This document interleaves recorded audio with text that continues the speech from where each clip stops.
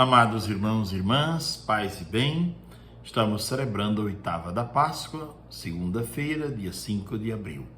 O evangelho para hoje é Mateus capítulo 28, versículos de 8 a 15. Naquele tempo, as mulheres partiram depressa do sepulcro. Estavam com medo, mas correram com grande alegria para dar a notícia aos discípulos. De repente, Jesus foi ao encontro delas e disse: Alegrai-vos. As mulheres aproximaram-se e prostraram-se diante de Jesus, abraçando seus pés. Então Jesus disse a elas: Não tenhais medo. Ide anunciar aos meus irmãos que se dirijam para a Galileia. Lá eles me verão. Quando as mulheres partiram, alguns guardas do túmulo foram à cidade e comunicaram aos sumos sacerdotes tudo o que havia acontecido. Os sumos sacerdotes reuniram-se com os anciãos e deram uma grande soma de dinheiro aos soldados, dizendo-lhes: Dizei que os discípulos dele foram durante a noite e roubaram o corpo enquanto vós dormíeis. Se o governador ficar sabendo disso, nós o convenceremos. Não vos preocupeis. Os soldados pegaram dinheiro e agiram de acordo com as instruções recebidas. E assim, o boato espalhou-se entre os judeus até o dia de hoje. Palavra da salvação, glória a vós, Senhor. Meus amados irmãos e irmãs, a igreja celebra durante esses 50 dias o tempo de Páscoa. 50 dias como se fosse um único dia. É um tempo para, devagarinho, irmos entendendo, compreendendo, mergulhando nesse mistério da Páscoa do Senhor. E eu gostaria, antes de comentar o texto, dizer uma palavra sobre este termo, Páscoa. O que significa Páscoa? Recorrendo a Agostinho, a Santo Agostinho e a São Jerônimo, que são dois grandes padres da igreja. Santo Agostinho diz: pensamos às vezes que a palavra Páscoa vem do grego paschein, que significa sofrer, sofrimento, ou da palavra latina, em latim passio, que significa também sofrimento, mas não vem do grego e não vem do latim. A palavra Páscoa, diz Agostinho, vem do hebraico pasché, que significa passagem, e recorda a noite em que o anjo da morte passou e o povo de Deus, que tinha nas portas o sangue do Cordeiro, se viu livre do anjo da morte.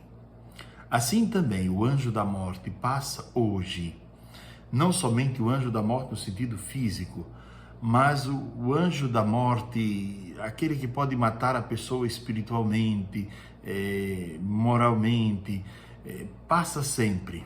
E aquele que estiver com a sua porta ungida com o sangue do Cordeiro, terá forças para combater o anjo da morte.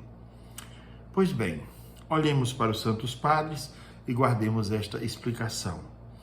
Depois de 40 dias vivendo a Quaresma, devemos nos sentir como aqueles que estavam na Arca de Noé, que ficaram 40 dias para depois inaugurar um mundo novo. Depois dos 40 dias da Quaresma, celebrando o Tríduo Pascal, agora estamos vivendo este tempo novo de Páscoa, de passagem, e completa São Jerônimo, passagem, sobretudo da morte para a vida, do pecado para a graça. Celebramos esses 50 dias, e nesses 50 dias a primeira leitura sempre nos trará algum relato dos Atos dos Apóstolos para nos mostrar os frutos desse acontecimento da Páscoa de Cristo na vida das primeiras comunidades. A primeira leitura de hoje, por exemplo, mostra um fruto belíssimo. O apóstolo Pedro, que até pouco tempo atrás estava com medo e negou Cristo diante de uma serva, agora prega com coragem, ânimo, parresia, ousadia, e com muita verdade prega a uma grande multidão. E diz de maneira muito firme: vós o matastes, vocês mataram Cristo, pregando-o numa cruz. E por outro lado, narra a vitória de Cristo sobre a morte, que não podia ficar sujeito à morte. Nesses dias, nós celebramos o evento central da nossa fé. Em todas as missas, depois da elevação da hóstia sagrada, nós rezamos a seguinte oração. Rezamos, esse é o coração, né, da nossa fé. Anunciamos, Senhor, vossa morte, proclamamos a vossa ressurreição. Vinde, Senhor Jesus, aguardamos vossa vinda gloriosa. E agora anunciamos vossa morte e proclamamos com alegria a vossa ressurreição dentre os mortos. A vitória de Cristo sobre a morte mudou os rumos da história humana radicalmente. A morte não é mais onipotente, não tem mais a última palavra. A última palavra agora, quem tem é a vida, é Cristo. O pecado também não domina mais sobre o ser humano, porque Cristo apresentou um caminho de graça, um caminho da graça, da conversão, da vida bela, da vida beata, da vida bonita. E também o maligno não oprime mais o mundo, ele foi vencido. Cristo ressuscitou, ele é a cabeça da igreja. Nós somos os membros. Se estivermos unidos a ele, também nós venceremos esses três grandes inimigos: a morte, o pecado e o demônio. Pois bem, no evangelho que agora acabamos de proclamar, nós ouvimos um relato das mulheres que estão saindo do sepulcro. Elas partiram do sepulcro e diz o texto, estavam com medo de tantas coisas, não é? Mas elas encontraram o Mestre, encontraram a Jesus, que foi ao encontro delas e disse três palavras, deu a elas três ordens que continua dando a nós também como igreja nos dias de hoje. A primeira ordem não é um pedido, é uma exortação. Alegrai-vos. Alegrai-vos, quer dizer, o cristianismo é, sobretudo, a religião daqueles que vivem a alegria da ressurreição. Transmitem ao mundo a alegria. O Papa Francisco tem insistido muito sobre esta questão da alegria e tem dito que nós cristãos muitas vezes nos comportamos sempre com cara de funeral. Devemos falar da alegria de Cristo para o mundo. Depois, segunda ordem que Jesus dá para elas, ele diz, não tenhais medo. Depois nós ouviremos na palavra de Deus mais adiante, que nós não recebemos um espírito de medo, mas recebemos um espírito de ousadia.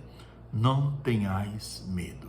E que palavra oportuna para os tempos de hoje, para os dias de hoje, em que as pessoas vivem trancadas com medo da morte, medo da doença.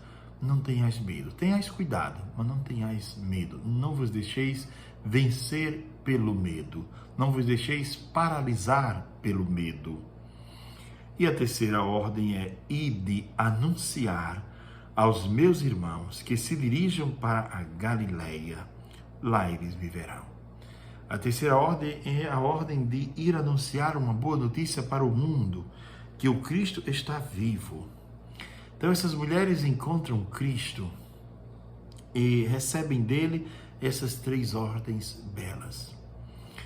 Há no evangelho de hoje um outro encontro. É o encontro dos soldados com os sumos sacerdotes e os anciãos. Esse é o encontro de trevas. Porque os sumos sacerdotes procuram subornar os soldados e pedem que eles contem uma mentira. Olha, digam que o corpo dele foi roubado enquanto vocês dormiam e vocês não viram, o corpo foi roubado. Então se trata de um outro encontro regido pela mentira, um encontro que acontece nas trevas. Se há um que compra a dignidade e a verdade, é porque há um outro que é capaz de vender. Só há um que compra porque há outro que se vende. Então, os sumos sacerdotes e os anciãos compraram a dignidade desses soldados e pediram que eles mentissem, E assim diz o texto, eles espalharam esta notícia, receberam dinheiro, espalharam esta notícia, este boato, de que o corpo de Jesus teria sido roubado. Amados irmãos e irmãs, contemplemos o Evangelho de hoje, essas três mensagens muito belas, essas três ordens dadas por Jesus, possamos vivê-las no dia de hoje. Primeiro, alegrai-vos. A tristeza, diz a palavra, já matou a muitos. Então, viva a alegria.